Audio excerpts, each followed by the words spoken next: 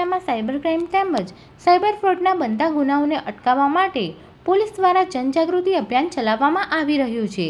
ભરૂચ જિલ્લામાં cyber crime સંબંધી વિવિધ ગુનાઓ અટકાવવા તથા નાગરિકોને સાયબર ક્રાઇમ સંબંધી ગુનાથી ભોગ બનતા અટકાવવા માટે ભરૂચ જિલ્લા પોલીસ દ્વારા cyber crime cell cyber crime police સ્ટેશનનો સંપર્ક કરવા તમામ નાગરિકોને આજે 12 કલાકે અપીલ કરવામાં આવી છે। જ્યારે કોઈપણ વ્યક્તિ સાયબર ક્રાઇમ ગુનામાં ભોગ બને ત્યારે national cyber crime reporting portal cyber helpline 1930 ઉપર તાત્કાલિક સંપર્ક કરી ઓનલાઈન ફરિયાદ આપી શકે છે। આ હેલ્પલાઇન 24 કલાક કાર્યરત રહે છે। આધુનિક સમયમાં મોબાઈલ ફોન, કોમ્પ્યુટર, લેપટોપ જેવા ઇલેક્ટ્રોનિક ઉપકરણોનો વપરાશ વધવાની સાથે સાથે સાયબર ક્રાઇમના કિસ્સાઓ વધવાના બનાવો વધારે બનતા હોય એવું ધ્યાન ઉપર આવેલું છે।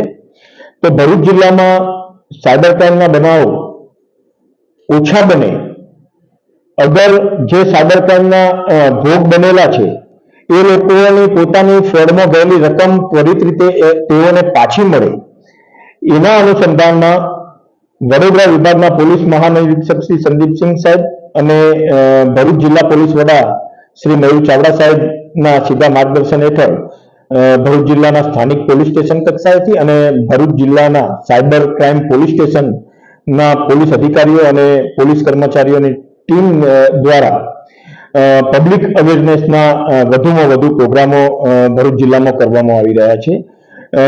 ભરૂચ જિલ્લાના સાયબર ક્રાઇમ પોલીસ સ્ટેશન દ્વારા ચાલુ વર્ષમાં જુદી જુદી જગ્યાએ સ્કૂલો, કોલેજો, મોટી કંપનીઓ તથા જ્યાં વધારે પ્રમાણમાં પબ્લિક એકત્રિત થતી હોય એવી જગ્યાએ આવા અવેરનેસ પ્રોગ્રામો કરીને લગભગ 25,000 જેટલા લોકોને જાગૃત કરવામાં આવેલા છે।